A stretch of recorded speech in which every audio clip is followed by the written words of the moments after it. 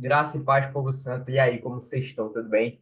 Anarinha, é o seguinte. Hoje, eu queria comentar com vocês um negócio que eu vi, que o Espírito Santo falou comigo no devocional, e eu senti que eu precisava passar isso para vocês, porque vocês sabem, aqui no Pequeno Cristão, nesse canal, eu faço os vídeos quando eu tenho um direcionamento do Espírito Santo. E eu estava fazendo um devocional hoje, nessa terça-feira. Inclusive, era para ser meu devocional de ontem. Só que ontem eu acordei muito mal. Eu acordei com uma rinite absurda. Tava com uma dor de cabeça absurda. Meu corpo estava doendo, tava com febre. Hoje parece que eu nem passei por isso ontem, para vocês verem a coisa quando você ora com a autoridade do Espírito. Mas hoje me veio, se eu fiz esse devocional hoje, é porque era para ser hoje, realmente. Ontem eu fiquei com preguiça de fazer o devocional inteiro, eu só fiz uma parte do que era para eu ter sido feito ontem. E hoje veio este capítulo. Eu estava lá em 1 Samuel, em 1 Samuel, capítulo 3 hoje. E basicamente é o seguinte: no capítulo 2 a partir do verso 27 nós vimos que o Deus falando com o profeta Eni, falando que iria cortar toda a descendência dele, que ele ia amaldiçoar a família dele por causa da profanação que os filhos de Eni estavam fazendo com o nome do Senhor, tendo relações sexuais dentro da tenda sagrada e tudo mais e tal. Vocês nem o capítulo 2 para entender isso tudo. A partir do capítulo 2 inteiro e a partir do verso 27 para vocês verem o Senhor falando com o profeta Eli.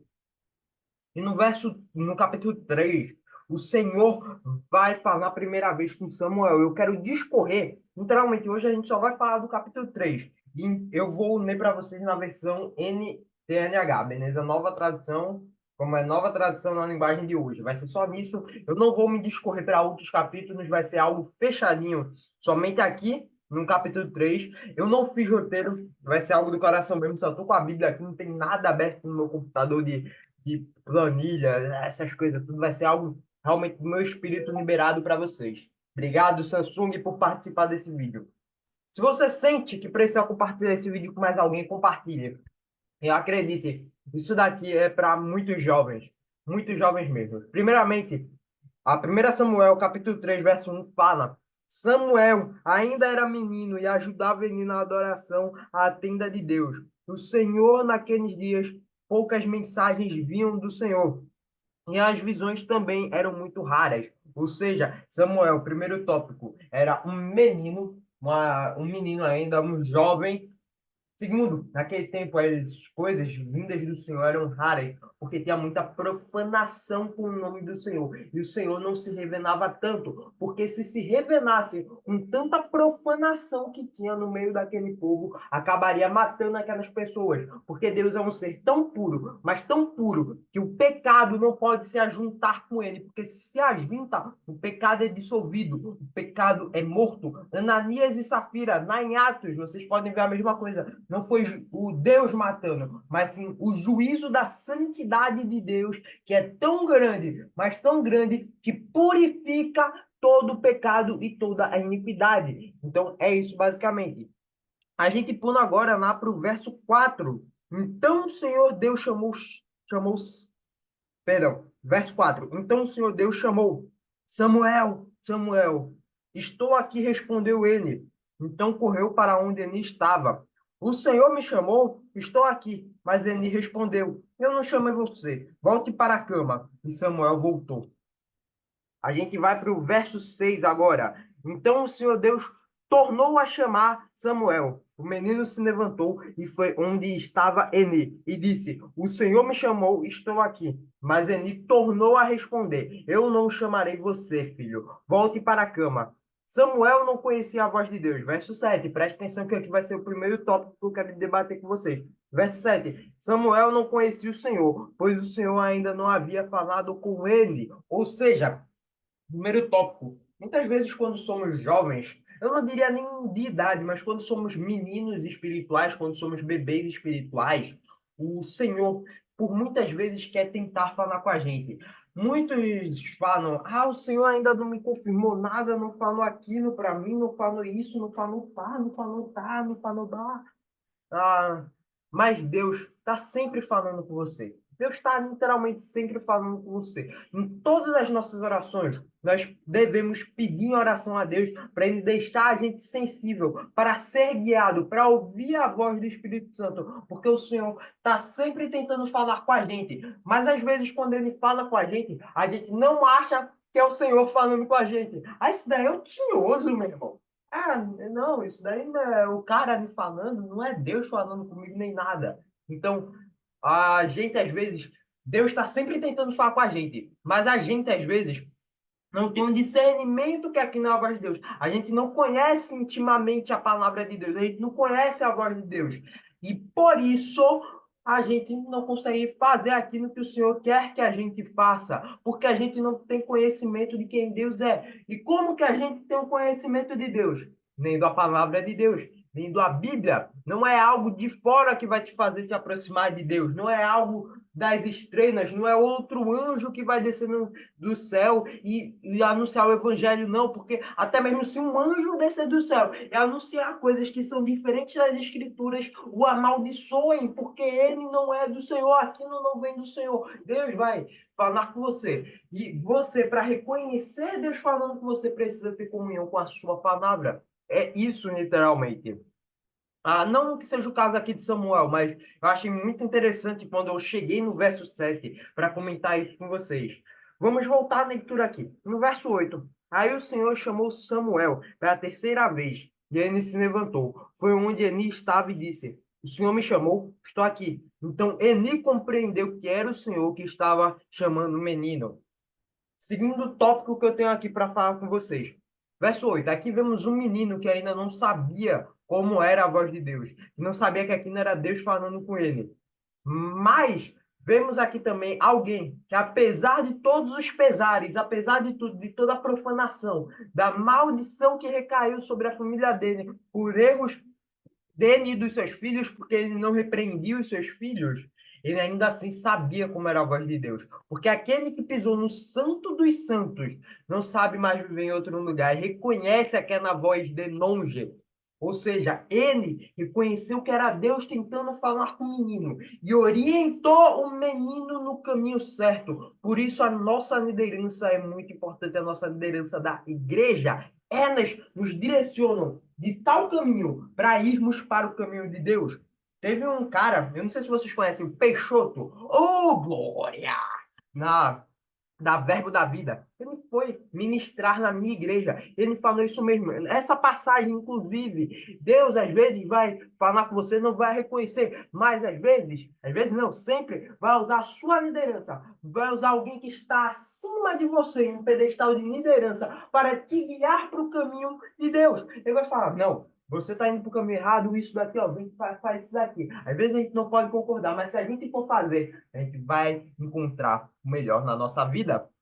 Porque a nossa liderança, quando está sendo guiado por Deus, vai nos direcionar somente no caminho de Deus. Então, a nossa liderança nos ajusta para o caminho certo. E foi isso aqui que aconteceu. Samuel não conhecia a voz de Deus, como muitos de nós. Vocês podem falar, mas eu conheço a voz de Deus, Deus falou comigo.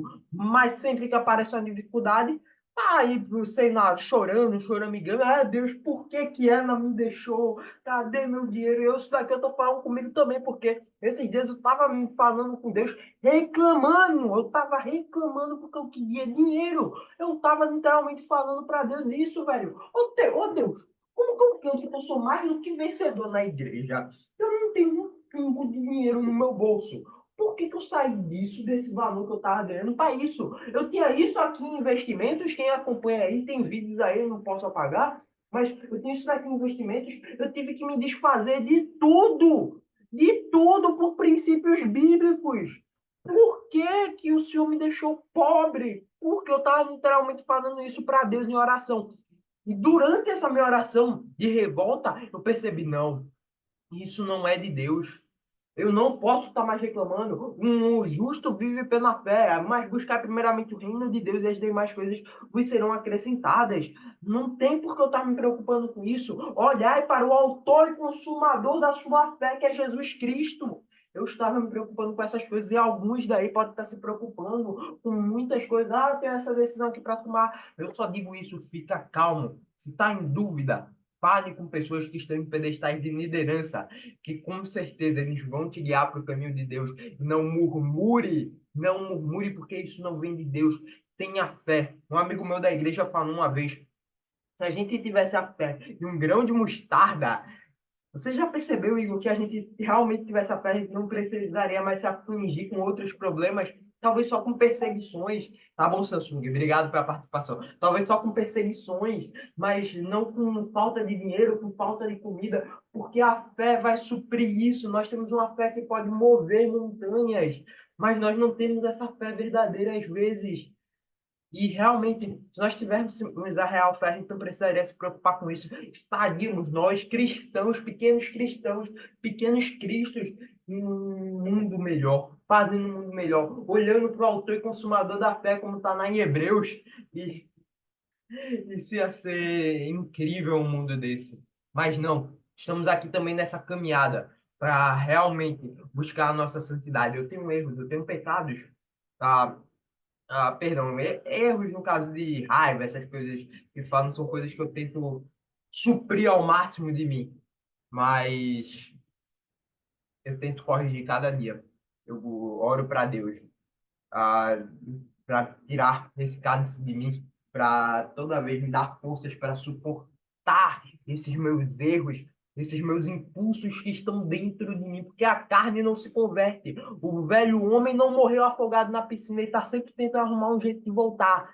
Mas como eu sei que Jesus Cristo é aquele que eu creio, eu vou fazer o melhor por ele. Ele sofreu tanto, passou, viveu aqui na terra, suportou as mesmas coisas que eu, mas sem pecado. Então ele sabe que eu passo também. Então, se ele fez por meio dele, por meio da sua graça, eu sei que eu também posso. Basicamente é isso. Voltando aqui, seguindo. A gente está no verso 8. Verso 9. E ordenou: volte para a cama. E se ele chamar você outra vez, diga: fala ao Senhor, pois o teu servo está escutando. Novamente, direcionou para o caminho certo. E Samuel voltou para a cama. Verso 10. Então o Senhor veio e ficou ali, como havia feito antes, e disse: Samuel, Samuel. Fala, pois o teu servo está escutando, respondeu Samuel. A partir daí, até o verso 17, o Senhor fala tudo, dá a revelação para Samuel de tudo que ele vai fazer com Eli, tais coisas e tudo mais. E aí vem outro ponto importante na nossa caminhada de vida cristã no verso 18. Então Samuel contou tudo sem esconder nada, e ele disse: Ele é o Deus, o Senhor, que faça tudo o que achar melhor. O que que aconteceu aqui? Eli, depois que aconteceu isso tudo, disse: Samuel, não me esconda nada, não, meu filho. O que que foi que Deus falou contigo, menor? O que que foi aí que Deus revelou para tu, Samuel? Ele chegou assim para Samuel. Se fosse eu que tivesse recebido essas revelações, provavelmente eu ia ficar, mas, senhor, rapaz, não disse nada não, tá querendo entrar. Se enganou. Ele tava chamando da Samuel, Samuel, mas era o Samuel do outro bloco ali do lado, não foi eu não.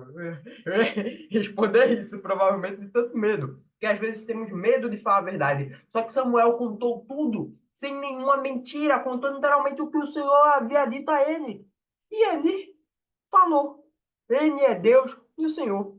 E que ele faça tudo o que achar melhor. Ele entendeu o seu papel. E se colocou, porque Samuel falou a verdade, e se colocou no lugar de servo de Deus. Quando escondemos as coisas, quando mentimos, a gente só está falando para a nossa própria condenação, para outra pessoa ter mais raiva da gente, para o inimigo usar essa mentira para nos atormentar. Mas quando falamos a verdade, Deus, todas as coisas vão cooperar para aqueles que fazem o bem. Literalmente. Verso 19. Samuel cresceu, o Senhor estava com ele e fazia tudo o que Samuel dizia que ia acontecer. Samuel, por essas atitudes, pelo direcionamento que ele deu a ele no caminho do Senhor para reconhecer a voz de Deus, por falar a verdade, porque estava cheio do Espírito, cheio do Espírito, não, perdão, nessa época o Espírito Santo não estava presente nele, mas o Espírito Santo estava sobre ele, não dentro dele, mas sobre ele, o Espírito estava sobre ele com tanto temor e amor, falou a verdade, mostrando realmente que era um servo de Deus. Ele se colocou no lugar de servo, entendendo que tudo que aqui na terra passa pelo Senhor e que seja decidido sobre a tua vontade de Deus, sobre a vontade de Deus. Tudo foi resolvido. Samuel cresceu com o Espírito de Deus sobre ele, cuidando dele. 21. O Senhor continuou a aparecer em Sinó, onde havia se revelado a Samuel, e falando com ele. E a palavra de Samuel era respeitada por todo o povo de Israel. Verso 21 não vou explicar. Espero que você tenha entendido o que eu queria lhe passar. Literalmente, eu acho que eu só falei de Hebreus e nesse tem muita coisa. Falei de Mateus 6,33, que é clássico, mas não cheguei a abrir nada não. Vi aqui na versão NTNH, espero que você tenha gostado do vídeo. Se você sente que outra pessoa precisa ser abençoada com isso, manda para outra pessoa aí esse vídeo. Ajuda aqui o canal a crescer, porque temos que chegar a cada vez mais pessoas para falar a palavra de Deus. Vocês veem que eu não posto aqui todo dia. Não posto, literalmente só posto algo com direcionamento do Espírito Santo. Quando o Espírito Santo fala comigo para compartilhar algo com vocês. E foi tudo o que eu queria falar para vocês hoje. Beijão, galera. Tamo juntasso. Fui! Eu tenho que apertar o botão aqui.